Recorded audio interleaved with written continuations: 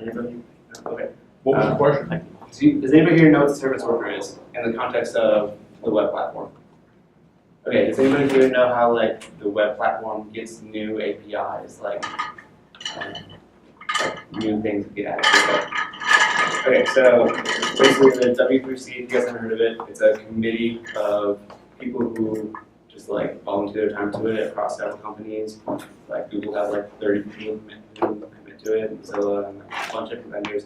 And that's how the web stays so stable across having like different browsers like Chrome and Mozilla. Like they all do the same APIs because there's a committee that says this is what should happen. Service Worker is a new spec that is coming out that's going to change up a lot of things. So basically, Service Worker is it's a web worker that intercepts the network layer. That sounds stupid, but basically what it does is it allows you to like do code and do things before your network hits a server and get in between there. Some of the cool applications of that is we can have offline websites, so you can store all your assets in cache through this, and then rather than the browser tries to hit the server and it has no network connection, so it can't do that, it just hits your service worker, and you can load up your caches and let you have websites offline. It's a really cool thing that could happen that's never been on the web. It's generally just like a thing that happens in native apps, like you can use native apps offline. Other possibilities that are going to occur with it is things like push notifications. So like on your phone, when apps do like push notifications, this will allow you to do that with the web. So your website could like push a notification. So if you have a website that you buy plane tickets from, and say like your plane's coming up in like 2 hours, your website could push a notification to your phone that says, hey, your plane's in 2 hours, like get on your plane. Not something that has ever been done with browser before.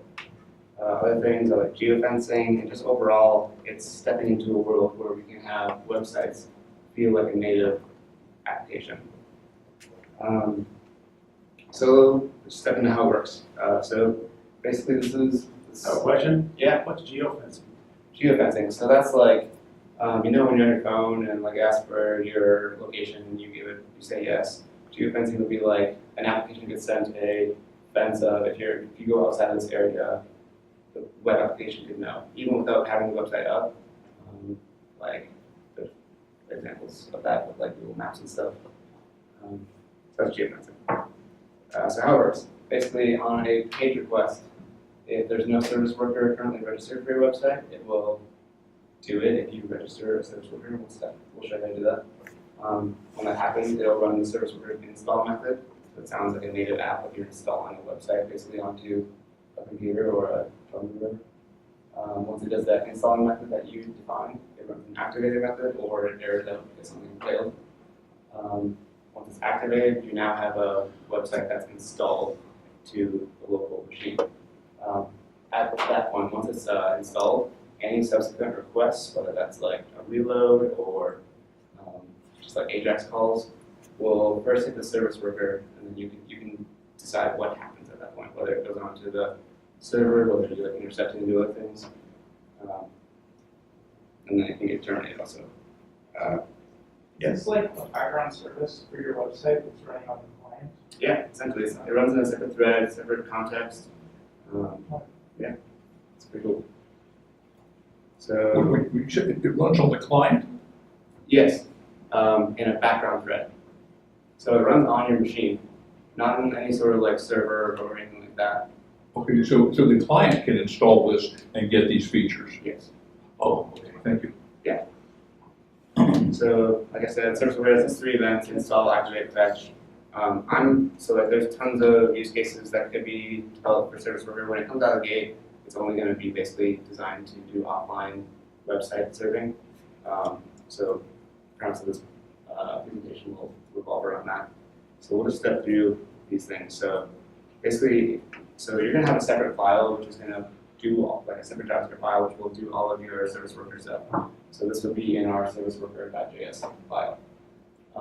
In it, we do an event listener, just like any sort of normal event listening in the browser, and we watch for an install method. When that runs, we do this code. So it looks really crazy. I spent so much time last night trying to make this work, and finally did. But it's really confusing because debugging sucks right now. Basically, it's a bunch of promises, if you guys know what JavaScript promises are. So event is what gets passed into an install method.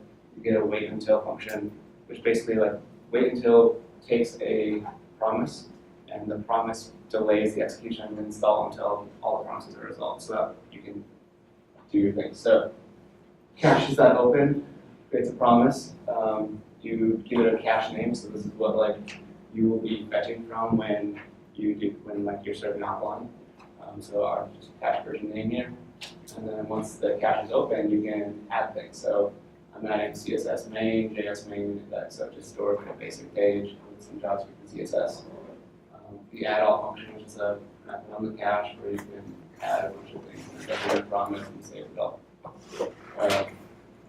Pretty straightforward, just really confusing because there's not so much documentation yet. So once the install method's done, it will call an activate. And activate, like when I first was working on this last night, I didn't use an activate at all because I didn't understand the point of it. But basically, service worker, when you're using it, you have to like kind of version out your app then, because you're serving static assets for one version. If any of those change, you now have to like have a new version of storing these things. So your activate function allows you to basically migrate from one version to another. So in this, basically what we're doing is doing an event.wait until again, so it waits until this is all done. We get the keys that are in the cache, so that's what that caches.keys is. So that would return all the different keys that are in the cache. So once we have those, we go through and check to see if any of them don't match the my cache name, because that's what our current app is called. If they are there, we delete them, so that way we can retain our memory and have this just a clean app for just our caches. So yeah, it helps you migrate from one version to another. So then your fetch, this is usually the method that's going to get ridiculously big and like handle a bunch of different scenarios. But just for this sake, all it does is it checks to see if the request is already in the cache. If it is, then it returns the response. That's the return response. Or if it's not quite in the cache, it does a fetch, which is service worker's way of doing an actual call to a server. So if at that point you're not online, you're not going to get that item. But it could already be in the cache. So threw together a little demo. It's a really stupid looking page, but for argument's sake, like so right now I'm online, and if I reload, ignore this part for right now. So I just logged down here, yay, my service worker registered, and it all went successful. So now at this point, let's just say that I go offline. So right now I'm offline, and it's google.com, shouldn't work. But if I go back to the site and I reload, it's still serving all the things. So I have a offline website at this point. So, the other stuff. An even cooler, impressive demo is this Jake Archibald dude that's like part of the service worker spec. Sorry. He made this website. He also works on service worker, so if I go offline now and reload, apparently his didn't work. Mine worked. So I guess I'm better. I'm not surprised it didn't work. Oh, I don't know. This is over now. Okay. Well, forget that one. Service worker. So let's kind of just walk through how to register your service worker. So let's move this code stuff up here. Is that readable? Great. Is that readable? Yeah. Flat. It's probably not the best choice. So basically, this is my website. Just stupid HTML. But at the bottom, this is how you register your service worker. So it's really simple to keep this from like crashing on browsers that don't have service worker. You just check to see if it's in the navigator object on the window. If it doesn't happen, then it's not going to register, then nothing bad is going to happen. So there's really no bad reason not to have a service worker. Like you're only going to benefit from the browsers that can handle it. So what we do is navigator.serviceworker and you register. The register takes the path to your service worker JavaScript file. So for the page, it's just service worker demo/sw.js. You can take it as scope. So scope defaults to just slash, which is like your page's root. What that means is, so say I was just to do, oops. So if I was to do that, then my service worker would only have control over pages within that URL. So like Kasten.com/service worker demo would be the only pages that service worker could handle. But since I need it for all pages, I just do this. So then my entire website can be handled by the service worker. So that returns a promise, hence the whole then catch thing. So just then I just have to log if it worked or not. So if we look at the service worker file, basically this is all that's happening. So there's this import scripts thing, which allows you to import a script into your service worker's context. It's like the same thing as in a normal web page, doing like a script source and loading something, but it brings it into this context. So here I'm importing a cache polyfill, which is part of the service worker is not fully implemented, and that's the cache part. So we had to pull in a cache polyfill for it to work. I basically set my current cache name, which is version 1. I do the install where I add all of my different resources to the cache. You notice I even added a CDN for Google's jQuery, so I can even cache jQuery locally, and so jQuery is more fun, so I have it in my file structure. In my activate, I basically do the same thing again. I just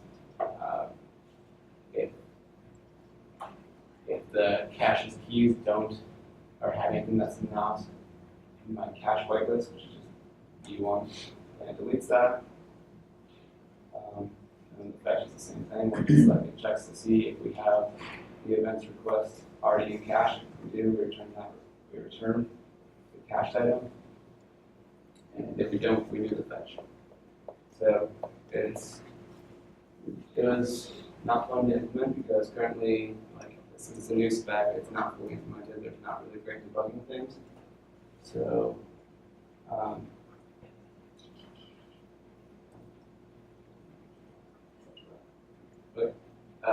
yeah. So the bad parts about it is it only works on HTTPS websites, which is not actually a bad thing. Like you don't want to take control over the network on a not secure line. Things can be messed up. So if you have a website, you have to have it on HTTPS.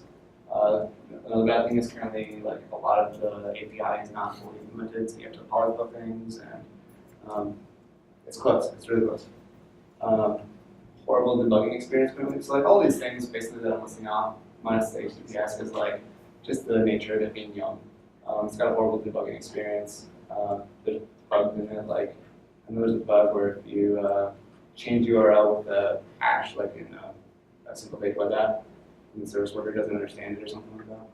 So there's bugs and things, and it's just like it's promise hell. It's like tons of promises of if, then, which can be difficult to do. Currently, the browser support is like these are the 3 vendors who are like enthusiastic about it, which means they're like actively developing it. So Chrome, Firefox, and Opera. IE is under consideration, and Safari is not saying anything. But with that, like, there's tons. There's this website, Jake Archibald's GitHub, there's Service Worker Ready. There's tons of different parts to Service Worker, like promises. It shows you like what vendors implement promises. State of debugging, which from 41 has something. The service worker client API, it's just like what it is, and so on and so forth. There's tons of different parts to this thing. So it's not quite ready, but like I said, like if the browser doesn't support it, you wrap it in like the if service worker in Navigator, like it's not going to run unless it's there. So there's no real harm in doing it. the hard parts about it is debugging. So like, you may have seen something pop up earlier. Basically, I should pull it up. So like the service worker runs in a completely different context. Like when I'm trying to tell you now, Windows is not a thing in service worker's context. So like this is a service worker global context. I don't know if you guys can do that. So it's kind of confusing. Like you don't know. Like, there's so much new APIs that aren't well documented. So I don't know like what cache that open does in a lot of cases. So I found that if you go to debugger at the beginning of your thing and you can just like step through each line and watch the call stack and make sure like everything is right where you are, that's kind of the best way to do it.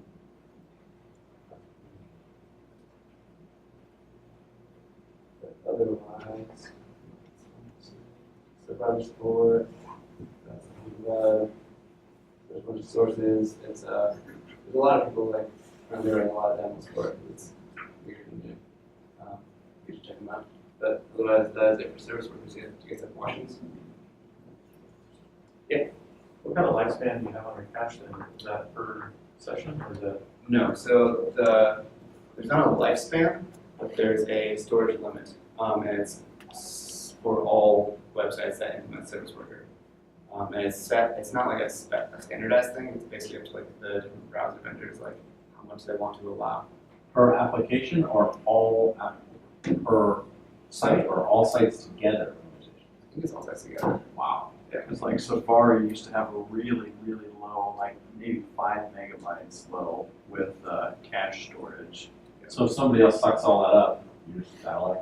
Yeah. So I'm curious about that also because like so these guys really want to see a world where like websites feel very native and like maybe like apps actually go away and everything's just a website. So I'd imagine that like they would have a solution to that, or if there is a solution to that somehow. But from my understanding right now is that like a browser vendor has a storage limit of how much they can cache. So every single website cache things and kind of that.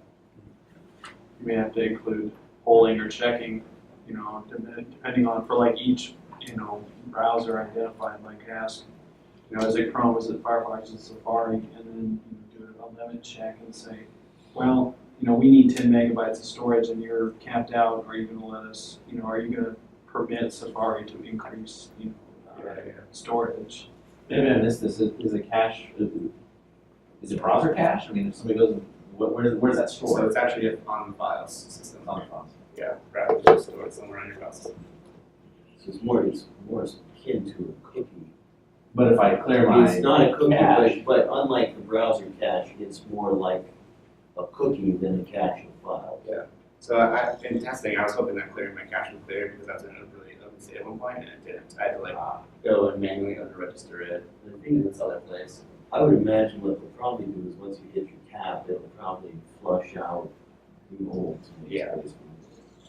Finally, my yes, also. Yeah, so I mean, it won't be a huge tragedy if you haven't gone to that site for like a month and that web service is flushed out. You go back in and it just has to reinstall.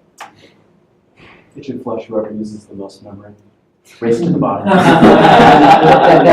You laugh, but that's actually how iOS's memory management works. Flush the most common thing. It flushes whoever's using the most.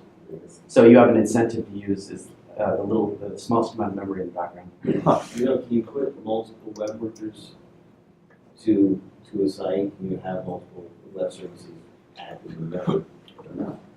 Because in that case, then you just, for every web service you need, cache one file per web service and then you've got it. So I know you can have multiple caches for one web service. I don't know if it works out and have a separate file for it. Like just do the same thing.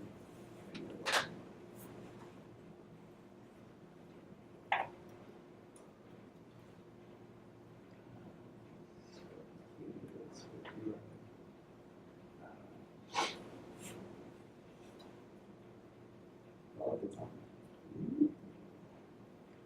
No, they terminate itself. I know there's so service worker has like the states like installing, installed, activated. I know one of them's redundant. So I'm guessing that means like you're I wonder installing if you the can same have a one. lunch pool if you have different names, you different. I don't know. I don't know either. How do we know when it's mature enough to, I mean, when is it real? So the service worker ready website is a pretty good one. But then is it like in cold date or just? This is a W3C spec. Yeah, so it's a W3C spec. So if you don't think about them, like they don't have end dates. They have Whichever Yeah, process they uses have- stuff. They have something of a roadmap, but it usually takes a lot longer than most people know. yeah, like it's been in development for like 3 or 4 years already. The problem that it's solving is it's probably solving lots of it's solving information, as long as the information is not stored like in a database, right? Because your website uses a database, you don't find, you're gonna get the information anyways. You're not gonna get new information, but like so. Do you guys know what the Financial Times is? They're like they have a native web app. You can download. I can download the web app. But like they have a ZFU service worker, so it can work offline and it serves you news feeds that you've already seen, but it won't download new ones. So there's benefits. There's cons. I mean, like it's just as valuable as a native app. Like you can load up a UI, but you can't do much with it. Right, yeah. So at least you get like rather than like a stupid like dinosaur that pops up and says no internet connection. So I hate that dinosaur. Not a real benefit. You know, like the push notifications will be huge when those are ready. The geofencing as well. Like if you want that, then right now you have to develop a native app Well, I most guess of the time. like point of sale people, you know, geofencing, it can tell you when you're outside of a boundary. It could probably also go the other way and tell you when someone is inside. Like Yeah. grocery stores with native apps, you know, you walk in, or Target, if you walk in and you have their app, it'll pop up a push notification on your phone saying, oh, based on your user history or your shopping history, here's a coupon for something you have a high probability of. Which is a little creepy, but yeah.